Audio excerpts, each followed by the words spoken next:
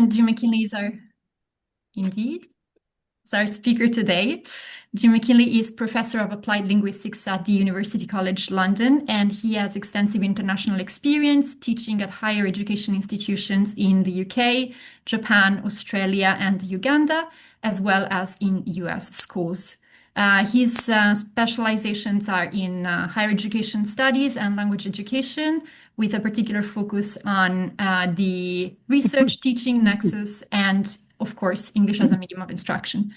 Jim is also editor-in-chief of the journal System, and he's incoming lead editor of TESOL Quarterly and series co-editor of Cambridge Elements series Language Teaching.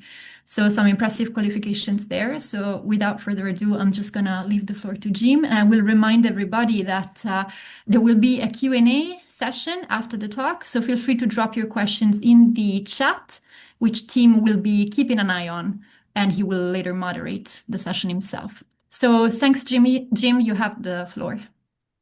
Thank you, Beatrice. Let me see if I'm sharing this properly. Is that coming through to everyone now? It is. Yeah, perfect. Yeah. Okay, great. Thank you. Thanks everyone for coming, and thanks to the EMI SIG for hosting this talk. Just a quick apology that this was something that I didn't get to prepare a lot for because it kind of happened in a very small amount of time. But what I'm going to be doing is basically reflecting on a reflective piece that was published in TESOL Journal, for those of you who know that paper. And I think, being part of a SIG, I think what I'm going to ask people to do is just, in true community spirit, as I talk about some of these papers, if people could just kind of help by putting links to those papers in the chat, that would really help me because I didn't get to put all of those into my slides. I mean, you can see here on the opening slide, the focus of the talk is on a shift from proficiency to preparedness in EMI. And I'm going to be talking about it in terms of thinking about preparedness as an analytic lens for understanding student participation in EMI. And this is a kind of development since the initial publication in TESOL Journal, because since then, Angela Hakim has published a response to that article in TESOL Journal as well, which actually came out right at the end of December, but it is available online and a 2026 publication. Was there a question? No, it's okay. I think you're good. Yeah. Okay. All right. Thanks. Sorry, I don't have links to those papers in my presentation. But if anybody would like to put a link to those in the chat, that would be very helpful. The QR code that is on the screen, this is actually something that just came up this morning when I was contacted by the British Council to say that, yes, a related public-facing commentary on EMI assessment, and you'll see how important of a role this plays, has just been published on their website. And this is really kind of it's more of a kind of public-facing, as in to practitioners, piece, and that was something that I had done for them a while ago, and it is available as of today. So I just kind of have that there as a sort of prompt for you to check that out. It's for a different audience, but I think it's one that you'll see the parallels between what I'm talking about today and what I'm trying to say there in addressing teachers. So yes, let me see how this goes now. All right. So the thing about the way EMI has typically been framed in the research is that what we see is a lot of kind of critical assessment of policy or implementation of EMI. And then we have this sort of default to proficiency being the explanation.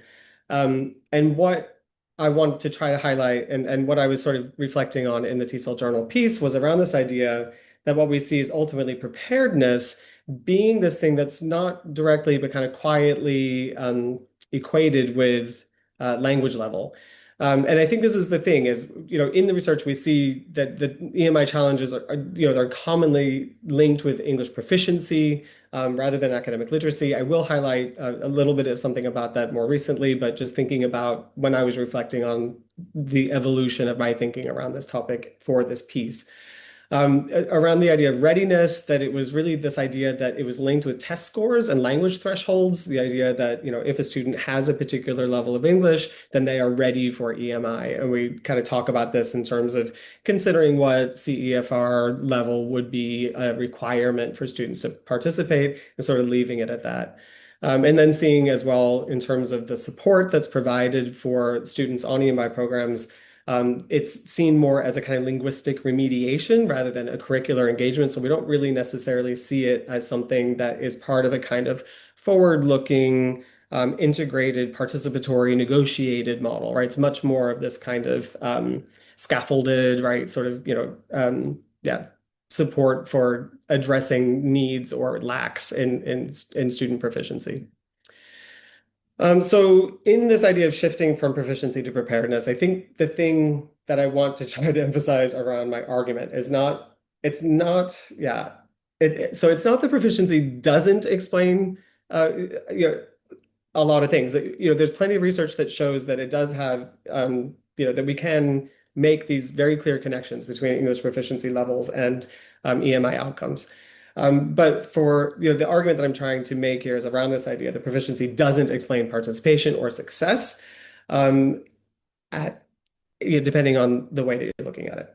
And that the EMI challenges do persist despite meeting language thresholds. So, despite students having what's required to enter a program, we still all the time see all of these issues around language proficiency lacking.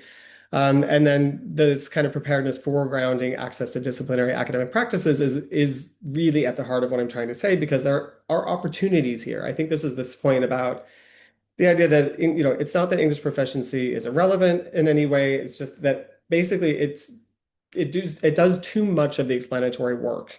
And I think the thing around preparedness is what it offers us are opportunities to ask different questions and really thinking about the questions about why students are struggling, really where the responsibility actually sits in EMI. So yeah, it's this point about preparedness. It doesn't replace proficiency, but it does reposition what proficiency can and cannot explain, potentially, right? So thinking about the kinds of questions we can ask.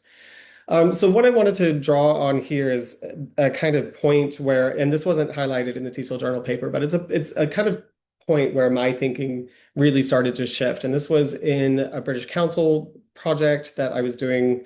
You can see the research team here in China. And the study of Chinese universities, the EMI, it involved EMI policy evaluation, as well as going to the universities and talking with different stakeholders in focus groups and interviews.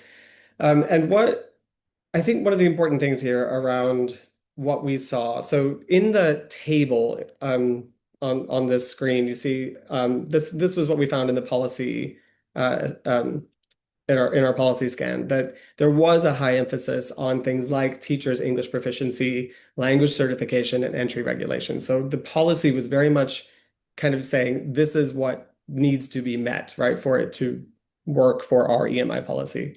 What we didn't see a lot of was any kind of focus on students' academic literacy, learning through EMI, and even ongoing support.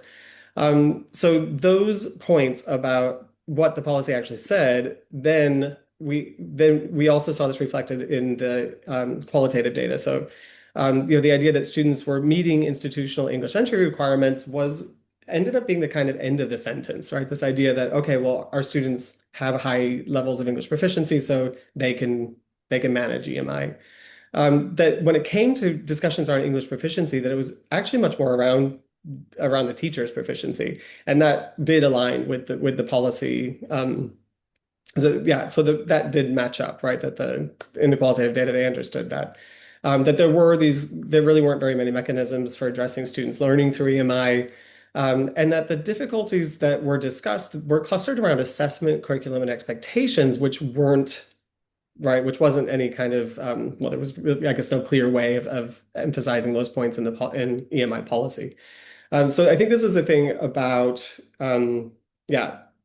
what we see is that the systems in place were assuming readiness, rather than developing it or having a sense about how to develop it. So this kind of, struck a chord for me, thinking about what are we really saying about what these EMI programs can do, coming from the perspective of somebody who worked for many, many years on an EMI program at a Japanese university, as a kind of, as the language support person. But in a way that it wasn't explicit and yeah, was much more focused there on academic skills rather than language skills. So thinking about that kind of dilemma in my own experience, later on, so this was a project. This was research that was led by Ikuya Aizawa, and it was looking at a Japanese university, and there was this point in what was discussed here around the idea that in his research, right, there were these ideas that proficiency can predict certain things, but it doesn't explain things. And so what it was able to predict really was around this idea that there is an overall content attainment in EMI that can be associated with proficiency levels, but what we still saw when we were kind of going through all of Ikuya's data was that students, did have very similar outcomes, but their experiences were so different, and that kind of presented different difficulties that persisted, and it didn't matter that they met the language thresholds. Really, this was the gap that I was, and I had been thinking about preparedness in that way for some years, kind of up to this point. And so we sort of addressed it in this paper that has a 2025 publication date on it. So the thing around, hold on a second. Yes. Okay. Is I do have a poll coming up, but I just thought this was after that. Anyway, so the thing about, why English proficiency then kind of became a dominant lens. So looking at these examples, we know that a lot of the research that we're drawing on, I've got some examples at the bottom there, that early EMI expansion was linked to internationalization, prestige agendas, right? It was about this idea that you could rely on English tests because they were convenient and provided the kinds of numbers that we needed, a scalable proxy for readiness. And that I think it's, what we really see here are patterns in policy and outcomes. And this kind of dominance of proficiency was really making sense. It was convenient, right? It's a convenient explanation. It regulated the entry and it shifted responsibility, avoided the harder questions about learning through EMI. This was the thing around the kind of earlier EMI research documenting the language-related difficulties, that proficiency became sort of institutionalized as a primary gatekeeping mechanism. That's kind of saying a lot in a very small space, but this idea that it was this sort of neat and tidy way of dealing with something that was really quite messy as we were sort of forging ahead with EMI implementation, that the issues were in place, so we just need to have higher proficiency skills with our students and they'll manage. But this was for me raising a lot of issues that were being left unaddressed. Okay, so I'm going to leave it like that for now, just to go into this poll. I'll put the QR code up on the screen, but there's also the menti.com code at the top of the screen. What I'm interested in seeing is, for those of you who are here, in your EMI research or institutional context, what most often stands in for language readiness. So this is where we're thinking about things like test scores, or is there a sense about the kind of educational experiences those students had before coming into the EMI program?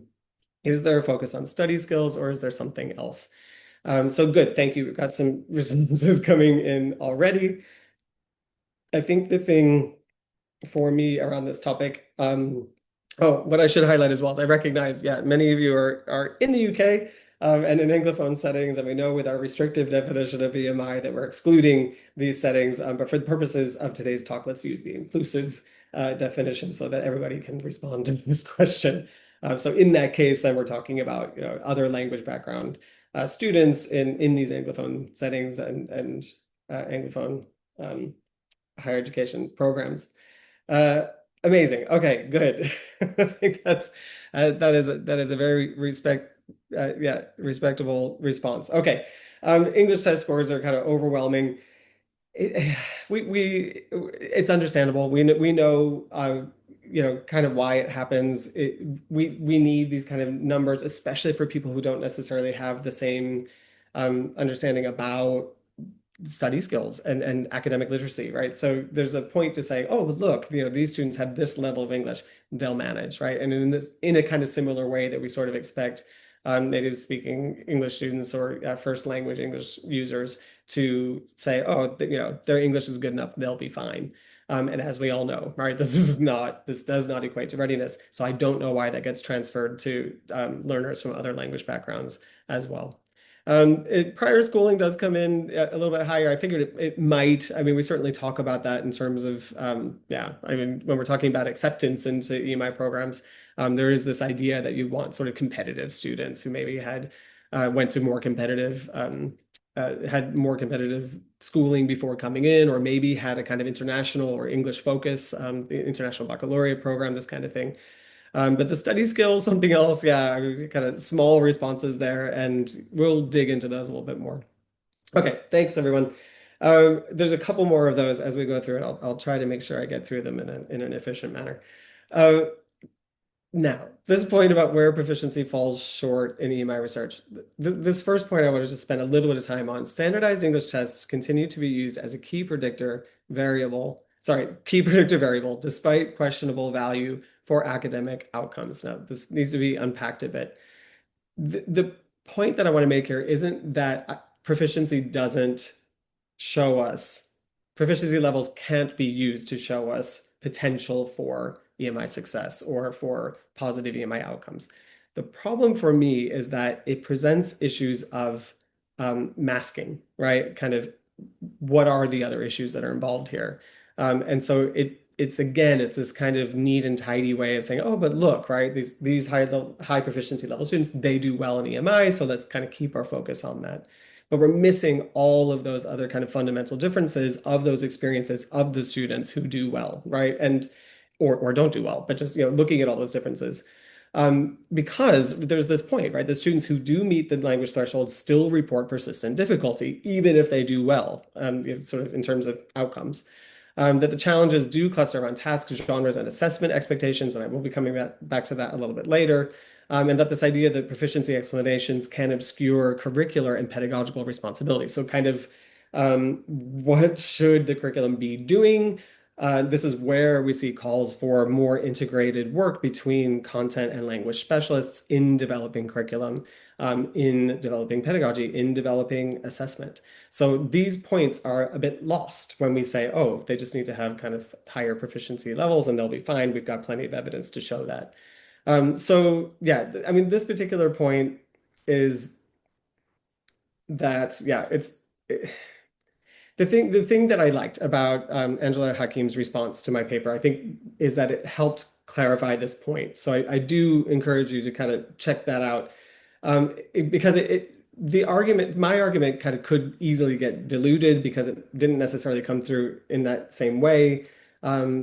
Whereas in Hakim's response, she really operationalized it. And I think this was the point about keeping an analytic focus on disciplinary practices rather than language. And that is the kind of important part of that argument. And I'll try to kind of keep coming back to that point as a way of emphasizing it. Okay, so this idea of preparedness as an analytic lens. An important thing I think to keep in mind is that it's not to suggest that preparedness is some kind of new skill set. It's not a checklist like, are these people prepared? It's an analytic move.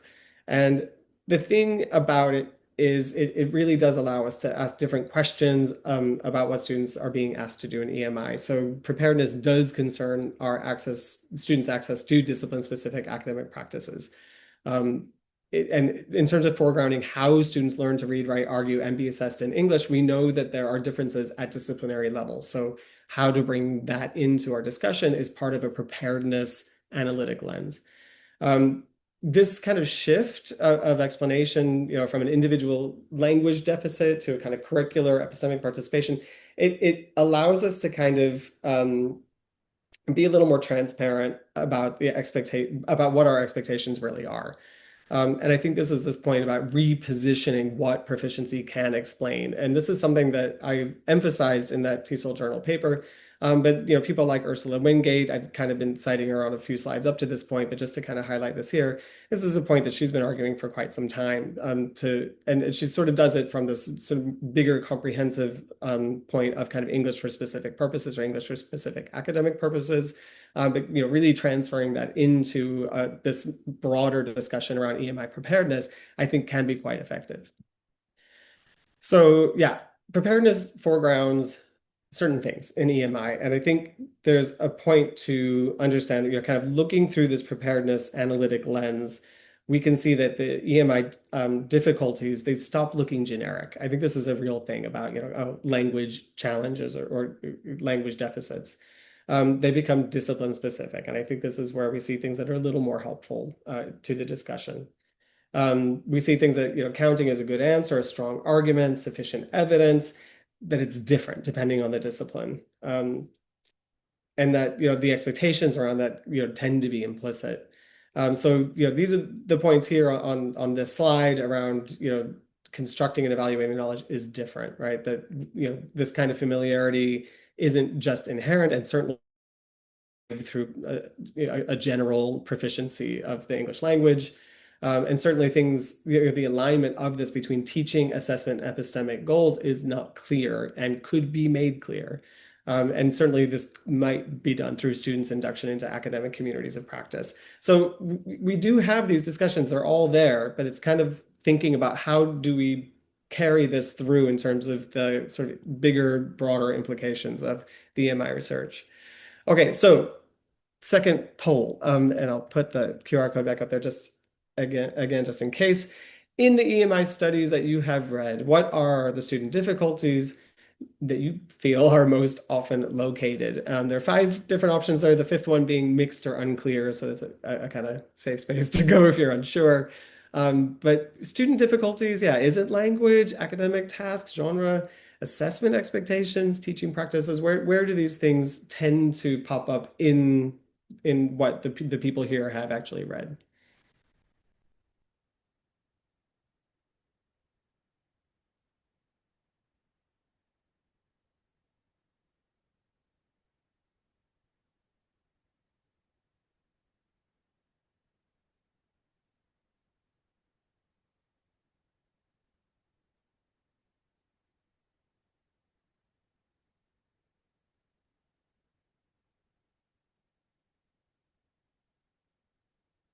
I love it.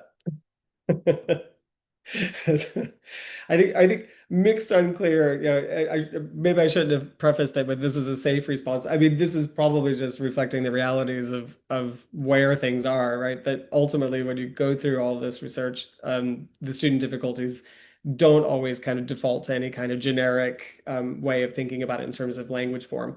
But language forms do come up for sure. So I appreciate that a few people have selected that as an option. But it does seem to be maybe the bigger focus is on the academic tasks and genres. And I think this is a certain development. I think when we talk about earlier forms of EMI, we talk a lot about adopted Anglophone curricula, right? And kind of copying that into these spaces. And in a lot of ways that persists, right? But the idea of there being a kind of EMI way of thinking about academic tasks and genres is something that has been developing now for decades. And so where are we seeing that actually carrying through in the research? This allows us to kind of really think more about questions specific to that. And that does open up some opportunities for thinking about these issues from a disciplinary perspective. So they're using that kind of preparedness lens. The teaching practices, yeah, I mean, ultimately these are it's going to kind of keep coming back to that. People talk a lot about, EMI either working or not working depending on the teachers. This is not an entirely unreasonable conclusion to draw in our EMI research. But yeah, how does it get dealt with in terms of solutions or kind of potential ways of addressing those issues? It's not always clear. But yeah, unsurprisingly, assessment expectations is there with a very lonely single response.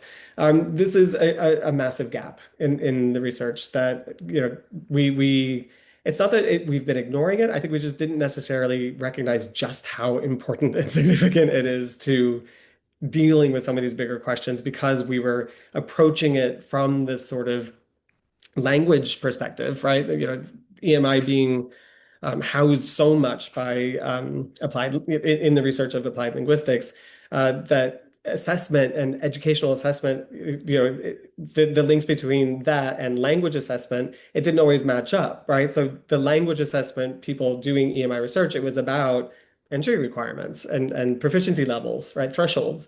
Whereas really what we need to be looking at is actually how do assessment expectations and assessment practices shift in terms of our understanding about how they get carried out in an EMI program versus other programs.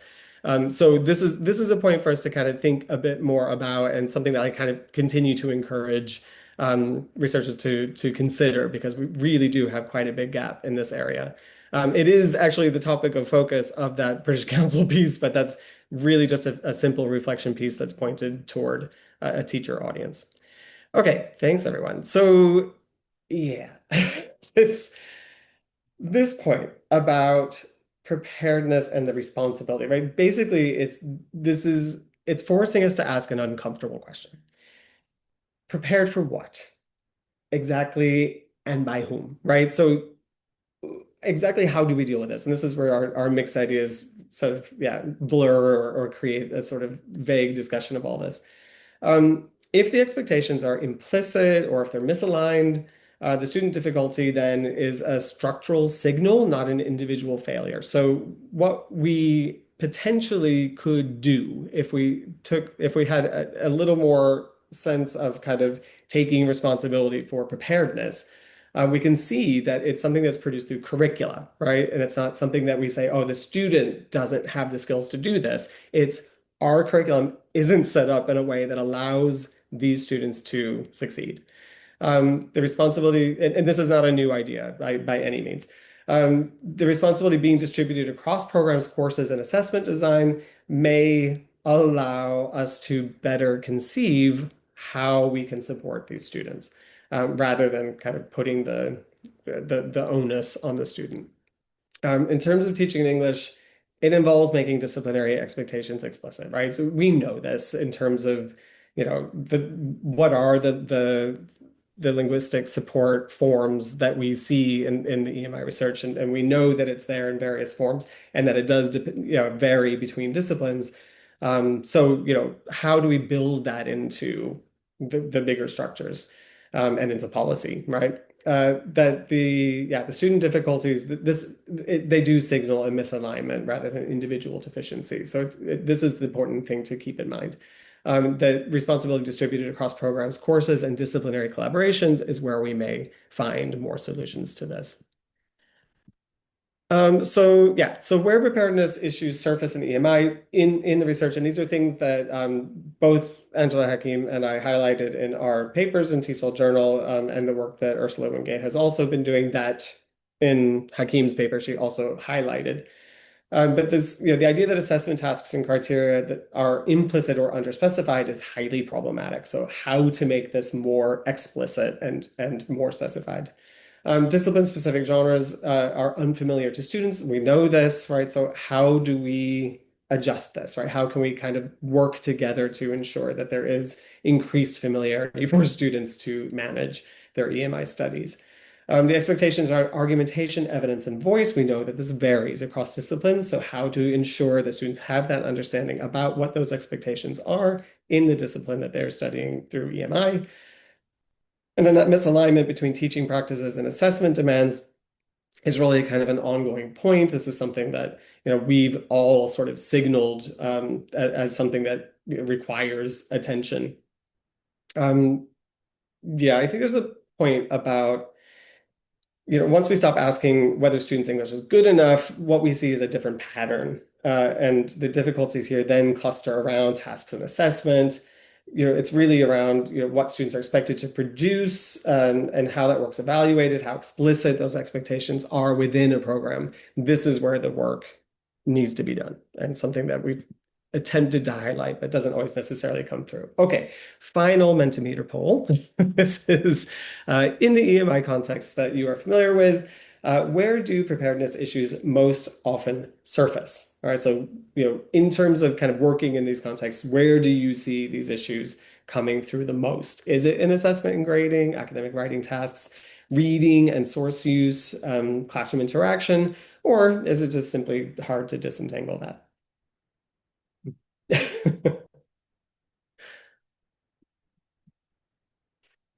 Oh, and I didn't put the QR code back. Just let me see if I can get that back up there again. Okay, in case people need that.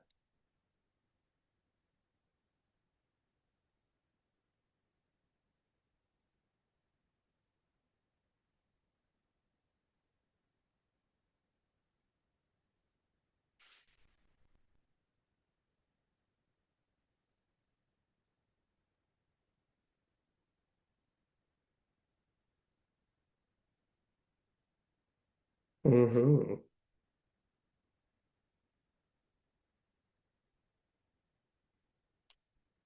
Starting to see a little bit of a trend here toward, yeah, classroom interactions. I think this is, yeah, I don't know. When we're thinking about preparing students for classroom interaction, I mean, this is really something where we say, oh, the more proficient students are going to be comfortable doing this. And then when they're not, we say, oh, it's because they're shy. And we kind of, sort of chalk it up to personality or character traits.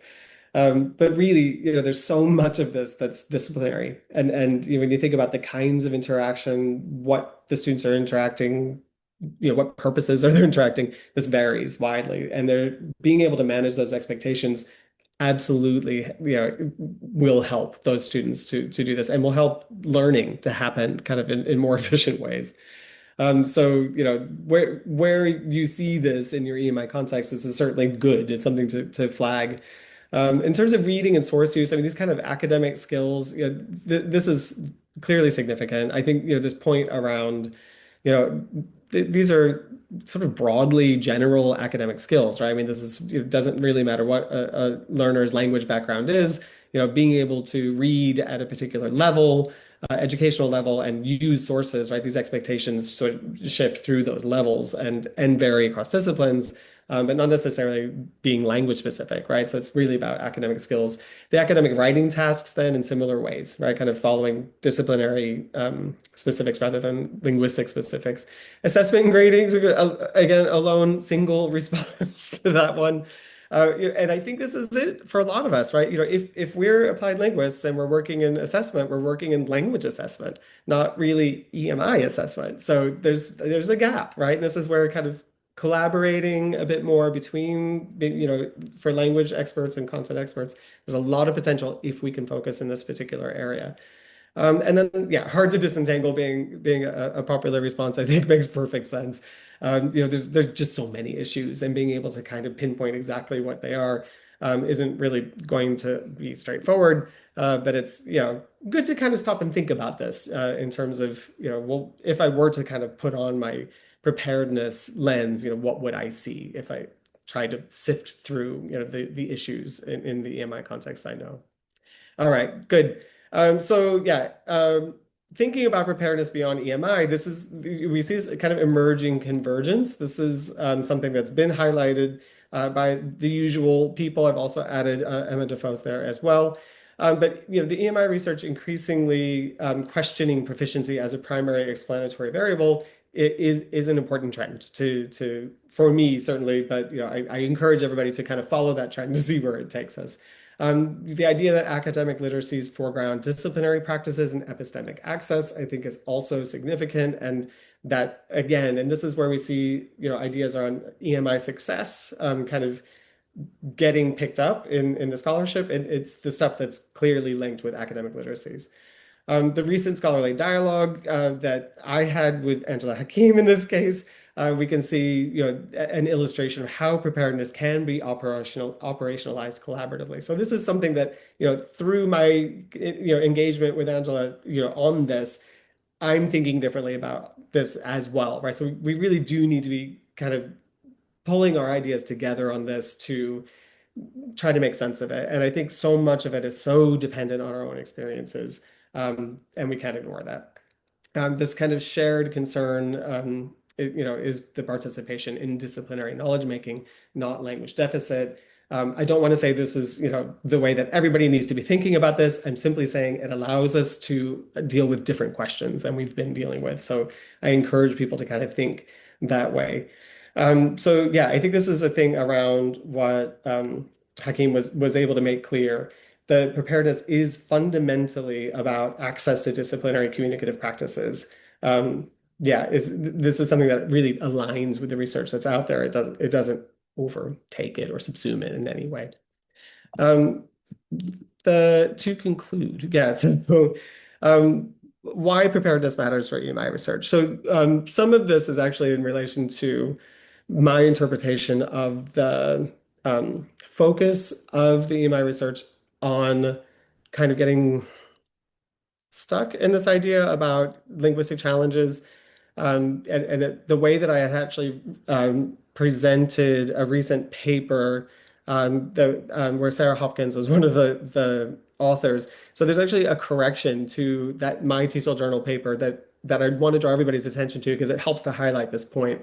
That what we have in that research are examples of so not arguments for, but examples of the focus on proficiency being the main issue. And I think this is something that we see because our participants in our research focus on it that way.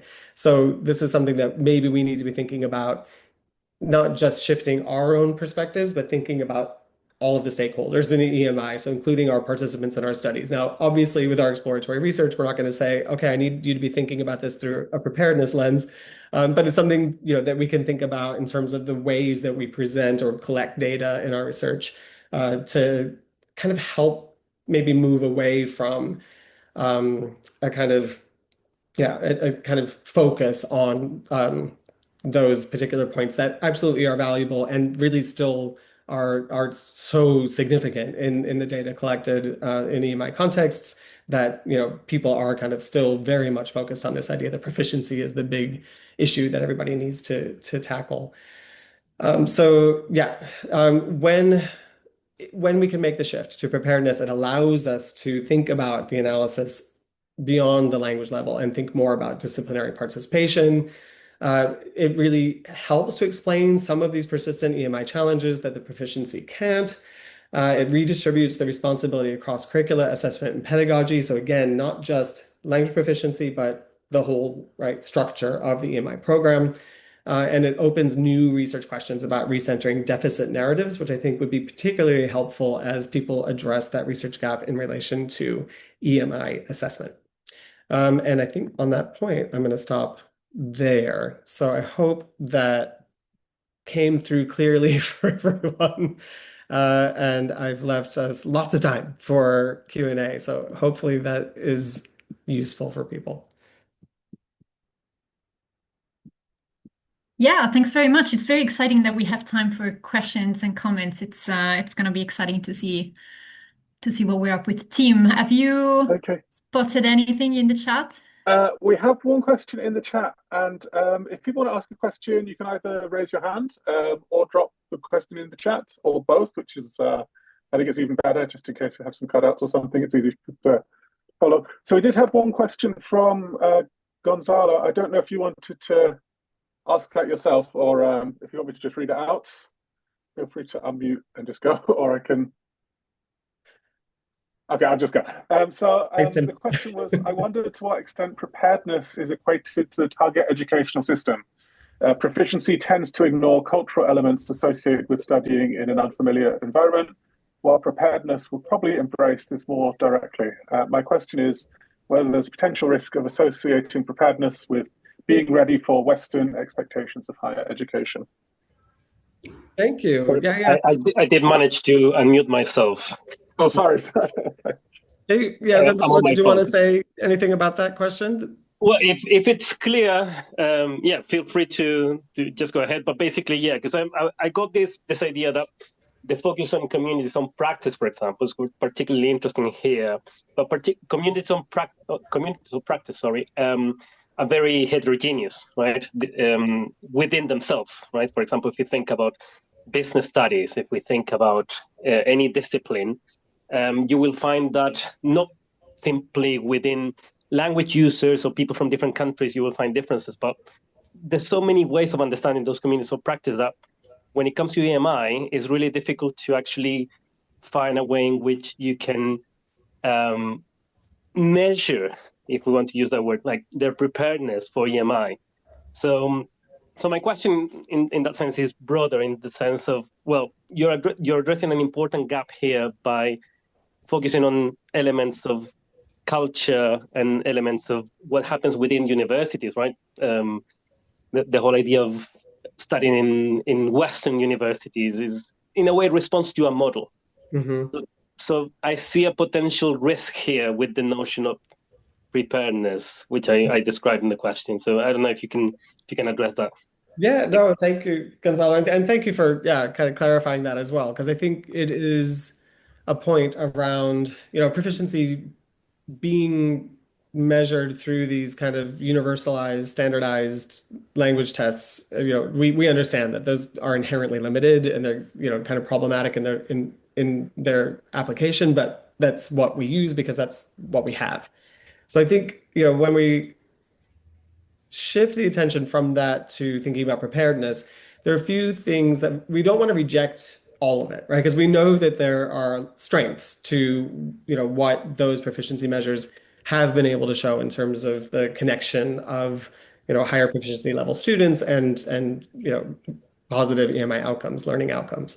So what we want to try to do is tap into those aspects to build models of preparedness. And I think for me, so much of it is where we can see what the people, where researchers have been developing discipline-specific preparedness. So thinking about, well, what do learners and what do EMI learners in this discipline need to do with the language, right?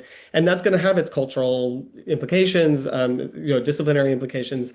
So I think it's about contextualizing the expectations on EMI and then linking directly all of those, the curriculum, the pedagogy, the assessment to that.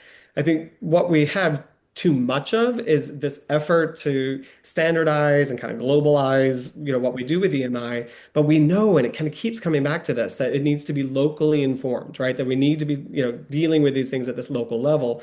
But then everybody's so concerned that that loses any kind of rigor. It's kind of, what we've done is we've just kind of let go of everything. It's anarchy, right? So people do still want those structures, policymakers, teachers, students, right? They want those structures in place, but it's being able to form them in a way that makes sense to everybody involved in them, rather than this idea of like, we adopt them and then we just do the best we can with what's there. So for me, a lot of it really is kind of restructuring the curriculum, the pedagogy, the assessment from this locally informed, integrated collaboration between, language experts, content experts, and students, right? Kind of, everybody sort of pulling those ideas together to negotiate. We see these in practices all the time, and curriculum amendments and things that we do in UK higher education,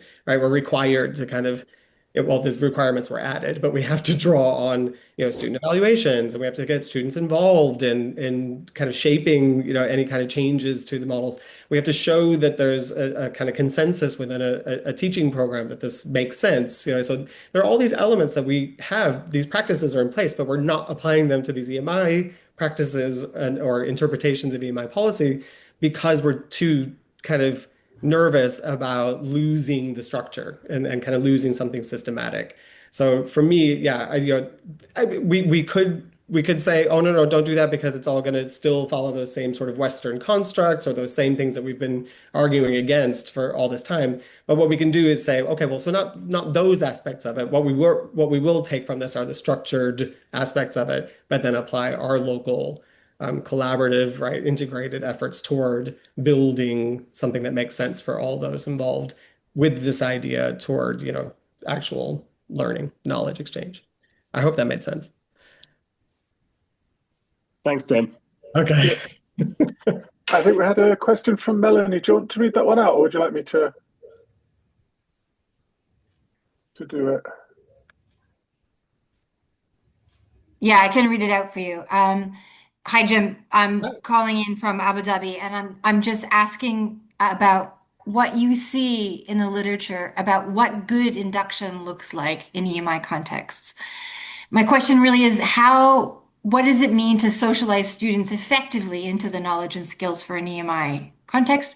And to elaborate more a little bit is good, if there is literature on good induction, is it examined from the vantage of academic success, so like good grades in higher ed, or is it oriented towards the world of work, the world of employment in that discipline? Oh, okay, good question. Thanks, Tom. I mean, I'll offer my reflections on it. I think, in terms of kind of good induction practices, it is hard to say. It's going to vary, by context. I think this kind of comes back to that slide where I was saying, these are the tough questions about kind of who's responsible for these things. That it was sort of easy for us to say, oh, well, we're letting the standardized test results be the preparation for the students, and to, that is their induction, right? It's like, okay, they have, a sufficient level of English, they're good. They'll manage an EMI. So I think the thing about a kind of, good practices of induction is expectation management and kind of involvement. There's a certain negotiation, I think, with the stakeholders in these EMI contexts that is overlooked. I think it's work. It creates work for everybody, and people don't have that capacity in their workloads to deal with it. But there's something about an induction that isn't just, welcome to EMI, your EMI program. This is it. We know what you need, and we know, what's best for you. So here it is. But actually directly having the participants in that EMI program, teachers, students, right, participating in shaping what actually happens in that EMI program from the beginning. I mean, these are kind of practices that we see more and more trying to be integrated more generally across higher education sectors, right? This idea that, oh, we need to be talking, with students at the beginning of a course to say, what are the things that are important to you? And, even after the first week, saying, does this meet your expectations? What changes do we need to make to kind of better meet those expectations? And a lot of it is just this, very different way of thinking about education, knowledge transfer, knowledge exchange. It is something that is more collaborative. Well, if this is the way that you think about it, it can be something that's more collaborative, and potentially, allows people to have a better understanding of what they're trying to do there. And this is a thing for me. I think that, so EMI induction that just sort of hands things to everyone that says, you've got the proficiency level, here's your EMI program, off you go, it just isn't going to be effective. I mean, a locally informed version of that is a slightly better thing, but still doesn't meet, the kinds of expectations that would allow people to understand what they're really doing and actually being part of a knowledge exchange. I hope that wasn't just a bunch of buzzwords. So it seems like there's a bit of a gap in this area, and that when I'm listening to you talk, it's about the orientations of the teacher as researcher towards what the students want or need. But I think the focus should be what they don't know they need. So for later, that's just my view. Yeah, no, exactly. Yeah, no, I don't want to suggest that, we need to get the students what they want and need, because I think, but there's an element to where we want to make sure that we're managing the expectations around that. I guess that's the important thing. Because certainly there's something as well around the way that we assess students, that we've been kind of fixated on particular models of assessment that just don't align with our students, with the disciplinary expectations, or with, students' previous schooling. None of these things really line up. And so we need to kind of negotiate that. We need to talk through that with, teachers and learners to figure out what that is. But yeah, no, I didn't mean to suggest that, we should be talking to the students to say, what would you want and need? Okay, let's do that, because I think that's highly problematic. But, to make sure that we're working with those ideas and managing those expectations sort of, as an ongoing support system. Okay. We had a question from Linda. I don't know if you want to read this one out, or maybe ask, or I can do it for you. It's up to you.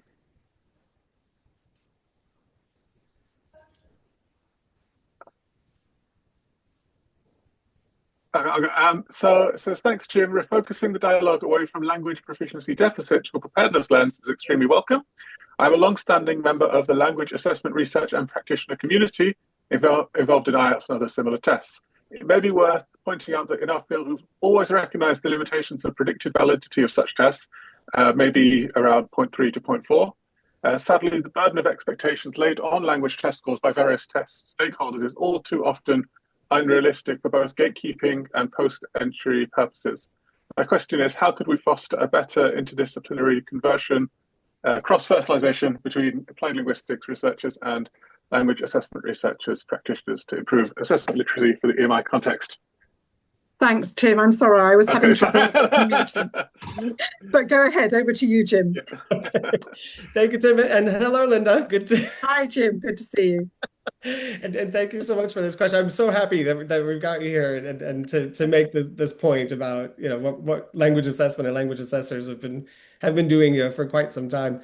In terms of the question, right, about what we can do, about what applied linguists can do, it really is, for me, it's about this collaboration, right? That we just cannot continue to work in these separated approaches, saying, okay, well, this is what I'm good at, so this is what I'm going to contribute to the scholarly discussions, right? That this is what I focus on. It has to be much more collaborative. It needs to sort of pry itself away from sort of research outputs. I think so much of it, kind of continues to say, oh, well, what are people interested in, and how do I kind of how do I target just those points? But that's the problem. I think people don't realize, actually, if we could focus more on, what expertise the people in assessment have and how that plays such a significant role in what we are not doing in EMI, there's this whole world, right, that could really open up in truly practical ways, but also kind of theoretical and conceptual ways about what EMI is as well. For me, it kind of keeps coming back to this, because whenever I'm doing, examinations or evaluations of EMI research, I'm constantly looking for, where is the attempt to theorize EMI, right? I want to try it because it's such an under-theorized area, and it keeps coming back to these points. I think it's these aspects, I think, that are just missing, and it's making us all miss the point. So I don't know. I guess the answer is I don't know, but I think we could find the answer through that collaboration. Yeah. No, I think you're absolutely right. And if we stay in silos, this is not going to change. I mean, the huge irony of something like ELTS when it was first introduced, and I've just reread Alan Davis's book on assessing academic English proficiency, which was, of course, of a different age in the sort of, the 70s, 80s, 90s, etc. But I mean, it did really try very hard to engage with the academic discourses of different disciplinary fields. In practical terms, that became very difficult to operationalize and deliver in a standardized way for the purposes for which ELTS, IELTS, and subsequent generations of IELTS, was used. But it seems to me we have a real opportunity at this point in time, particularly in a digital world and a highly internationalized world in terms of higher education, where international students are not simply traveling to the traditional Western locations to get a higher education with an English medium element to it, but they are going anywhere. It could be Singapore, it could be Malaysia, it could be, goodness knows, somewhere in Africa. It should be possible to do better than we have been able to do in the past. So, and one of my efforts really over the last 10, 15 years has really been to try and develop a sense of everybody needing some sort of assessment literacy, language assessment literacy that is relevant to their purposes, their needs, their context, not a one size fits all. So I guess so that's why I'm here. And it would be great to see more applied linguists pitching up to some of our language assessment events as well. So come along. Oh, amazing, Linda. Thank you. Yeah, 100%. I fully back everything you just said. And I love that you framed it that way as well, because I think, there's so much potential for us to kind of get past a lot of these dilemmas that we've just kind of been facing for decades. that it's there. And I think you're absolutely right. It's not like people haven't been pointing to them for a long time. But I also agree that we have better opportunities for collaboration and sort of broader communication. And it's interesting you say, really students are going to so many different places now. It's not the Anglosphere. I just examined a PhD in Kazakhstan.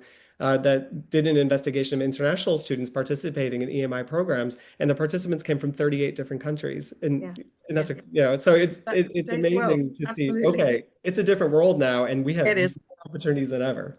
Yeah, great. But thanks for today. I've really enjoyed being here. Oh, no, thank you, Linda. Really good to see you.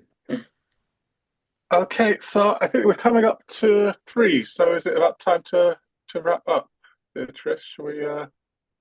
We have time. If people have time to stay on, we can stay on a bit longer if Jim is not exhausted yet. No, I think there's a little bit more in the chat if you want to address that. Oh, okay. Oh, yeah, we've got loads of questions actually. Oh my goodness. Okay, it's always the way. Thanks, Tim. So just gonna kind of think. That's just mostly agreeing, I think.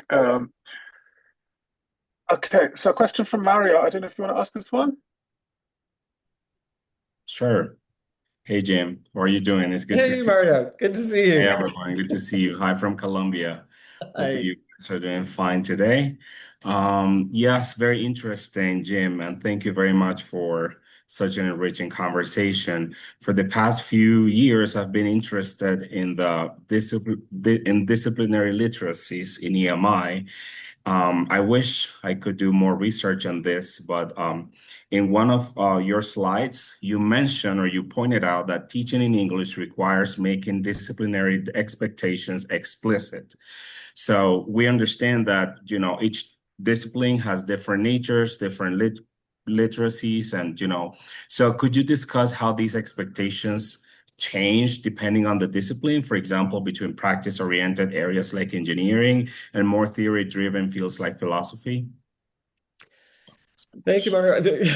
I suppose the answer to this question for me lies more in sort of higher education practices in general rather than EMI, because I'm thinking about how we look at the sort of wider disciplinary differences in academic exchange, right? Knowledge exchange, right? So in these different areas. I think, because it's interesting. I mean, this is the thing that I should always kind of, as a caveat to everything that I talk about and reflect on, I should say none of this is new. This is all, we know this, and it's kind of the ways that we think about how to make something like disciplinary expectations explicit in an EMI program. It's been, pointed to for a very long time. But it's people like you kind of working, specifically on that as a focus area of EMI development that, we're seeing some good opportunities for kind of rethinking things. But yeah, I mean, your question is at the heart of it, right? It's, but how does that differ? What are the distinctions that can be made between them? I mean, this is about patterns, right? Kind of looking for, what are the sort of systems in place that we can see that can be followed in particular disciplinary areas. We talked a lot about, decades ago, I remember, working in an EAP pre-service program in the University of Sydney. And it was one of those where we had an in-house exam for the students to pass to be able to matriculate and become a student at the University of Sydney. So not IELTS or anything. And we so I had this agreement that's like, okay, well, these, this particular student, their proficiency level's low, so they should maybe we'll encourage them to go do the IT degree. We had the students who had kind of higher proficiency levels and were kind of going, oh, yeah, you guys can probably manage, some of the social sciences, humanities stuff. So, there were these ideas amongst the EAP teachers, and this is going back more than 25 years ago.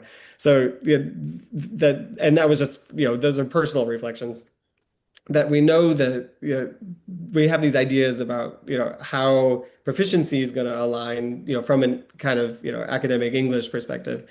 Once you're within those disciplines, everything can change. What the kind of feedback that we got from the students who we were close with, in that pre-sessional program, who would kind of come back and visit and, kind of tell us how they were doing, they would often say things like, oh, I'm so glad I'm doing IT because we don't have any essays. So because they didn't have to write anything, they felt like, okay, this is fine. I can do code, I can do what needs to be done to get my degree. So I think, there was like oh, okay. So we were it was great to have that confirmation that our thinking was right about these things, except that never got any further than that. So for me, I think I don't necessarily know the answers. I know that people working in higher education sector pedagogy and curriculum development would have a clearer sense of it. But looking at how those points can be filtered to the other stakeholders, I think is going to be the most significant thing. So I guess that's for you, right? And then people doing research in your area. Right. How do you translate what you're finding about, this kind of expectation management and disciplinary differences? How do you kind of filter that so that it is something that is understood by EAP teachers, by, students, pre-sessional students, in-sessional students, right? How do you transfer those things so that everybody has a clear consensus, about what those expectations are? For me, they all have to be in a dialogue together. Like they have to open that up. And we just don't see that in educational spaces. It's more work for everyone, but I bet there would be a lot of interest in it if it were framed in an effective way. So if you do something like that, or if you're already doing something like that, Mario, especially in Colombia, please do share those practices with us and let us know, because this is what we need at this stage, are examples of good practice. That's true. Thank you, Jim. Yeah. Thank you. Okay, I think we had a question from Jennifer as well.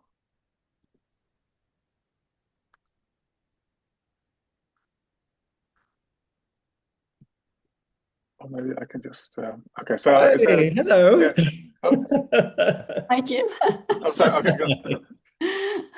Not a very academic setting. It's my kitchen. Oh, no, same here. All right. Oh, you've blocked yours out, though. The blurry version. Yeah, okay. I wanted to ask you about this suggestion that Constant and I made. We published this article back in 2019, quite old now. And at the time, it was seen as absolutely beyond the pale, revolutionary, whatever. But all we were suggesting, it was a long article. It wasn't just we had a lot of background theorizing and data and so on. But what we were suggesting, that in the end, students shouldn't have to do IELTS or similar, that what they should be doing is assessing their own. We called it readiness, but I think it sounds very like your preparedness.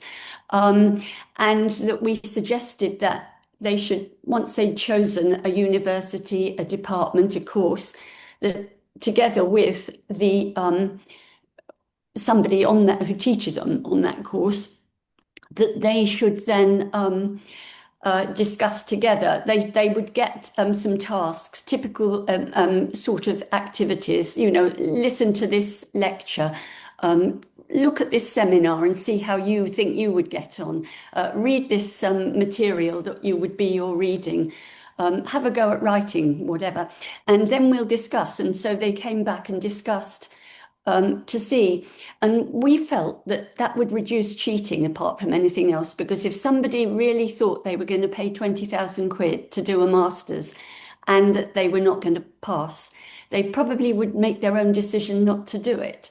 Yeah. So we did say that this would all be quite time consuming for staff, but it would also reduce the failure rate and increase the quality of students that came in.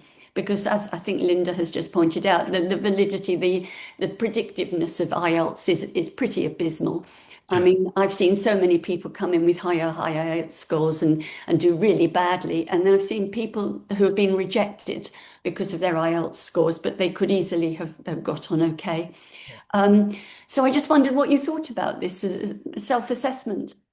Yeah, thank you. Because the thing, I'm sure I know this paper you're talking about, this 2019 paper, because I think this is a point about how, these thresholds that we're expecting students to meet to get into these programs don't align with any realities of the work they're going to be engaging with. So, the idea of shifting away from that to, something that is just kind of, maybe more practice-based, more something that sits more comfortably within the discipline, disciplinary dialogue, right, that they're going to be dialogues that they're going to be having, just makes more sense. I guess this is the thing, right, about how to make use of these processes for constructing something that is more effective for everyone. So for me, the idea of these standardized tests being the only real requirement for students to get into these programs is I understand it. It's for practical reasons. I get it. It's and it's financial. I mean, right? I mean, the students, Yeah. right? They spend lots of money, so let's just, hey, they pass this test, great. Let's take their tens of thousands of pounds and have them come and do this degree. So I think there's a point to being able to say, actually, what we need to do is break this down and look at how we could use that process of entry requirements to construct something that we can then build into curriculum development and pedagogy and assessment design. I think this is what you and Constant, highlighted there nicely years ago. I mean, the feeling was that once people had designed the sort of put together portfolios of the kinds of tasks that they would hand out, you wouldn't have to keep on and on redoing it. You could probably use the same stuff for 2 or 3 years before you had to start redesigning. It would only be when your courses changed, and people are notoriously slow to change their courses. Yeah, it's interesting because I think we do see this type of thing happening in more practice-based degrees, right? Where students have to submit portfolios and, sit interviews, they're going through this process in ways that we don't necessarily see in so many different disciplines. Maybe there's something there, right? That we should be applying kind of more generally across the disciplines. Yeah. Okay. I will now mute myself again. Oh, thank you. Okay, do we have any other questions? Feel free to raise your hand or just unmute. I need to be watching the chat, don't I, Tim? There's a lot going on in there. People have been suggesting a lot of articles and things in there as well. I've been having a little rant. And thank you. I wouldn't have expected any less. All good points. All good points.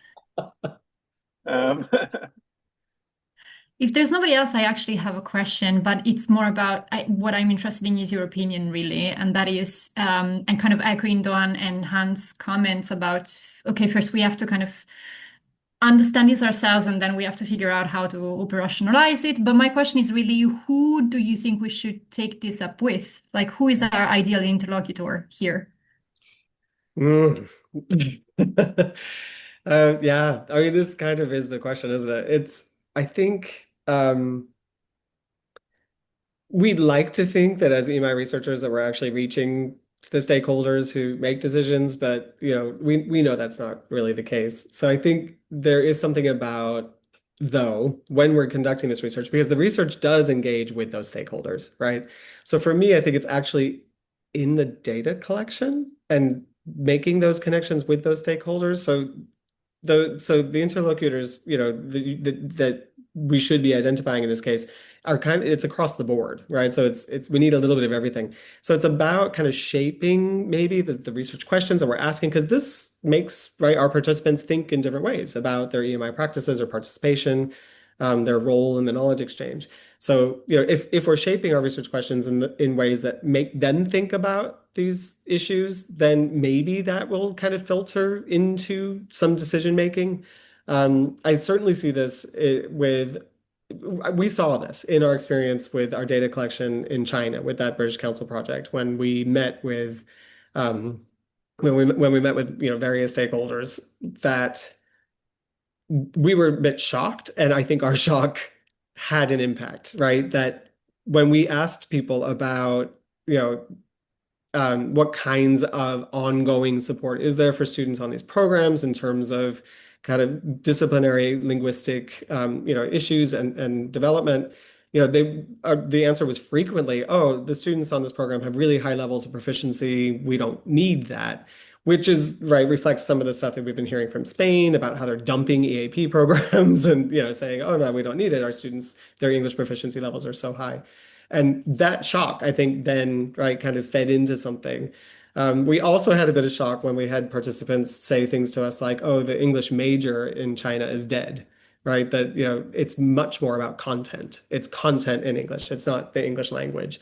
And so the idea of, there being no future of English majors in Chinese higher education also kind of blew our minds. So that kind of reaction and response and following up on in ways that were effective. So when we were doing this data collection in 2019, we didn't really have that in our heads, as ways of talking about that with those participants.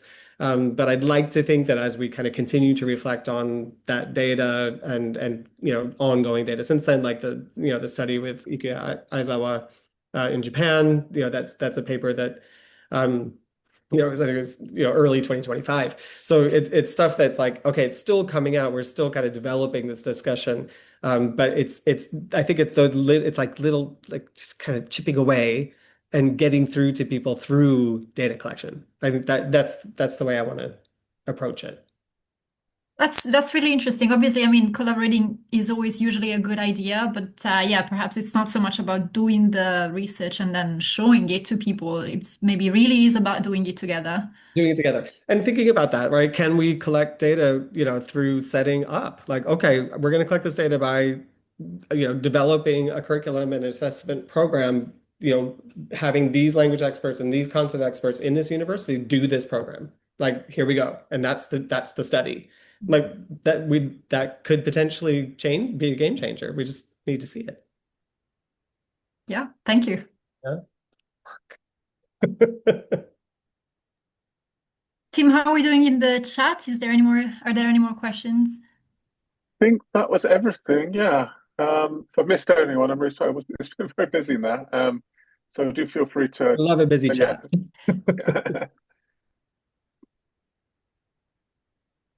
Yeah, I think that's everything. So there's lots of useful comments and things with more comments and questions. So I've just kind of left those in there, but they're definitely worth having a read through. Oh, we've just got a new. Okay, thank you. Okay. Thank you, Melanie. All right. Well, in that case, if that's everything, thanks once again, Jim, and perhaps Alex can let us know what we can look forward to in the coming months from the EMI SIG. Absolutely. So thank you, Jim, for this inaugural lecture in our SIG lecture series. We hope to continue next month in February with another event in this lecture series, which we will still be announcing hopefully shortly. In March, I mean, Beatrice just announced our PhD community. We will have the first PhD community event, which will be organized by Furkan, Marie, and Senge. So stay tuned as well. We hope to be able to tell you more in the February newsletter. And then in April, we have another session in the EMI lecture series with Hamid Mir Hosseini and Peter Di Costa. As you know, or as you might know, they are the editors of an edited volume which came out last year, which brought together various contributions that approach EMI from a more critical perspective. So the talk might go into that direction. It might go into another direction. The topic is still to be announced. And as always, if you haven't signed up for the SIG yet, it would be nice if you could do so, if this event persuaded you to do so. And we'll see you next time for our next event. Great. Thanks, everybody. See you next time. Excellent. Thank you. Thank you. Bye.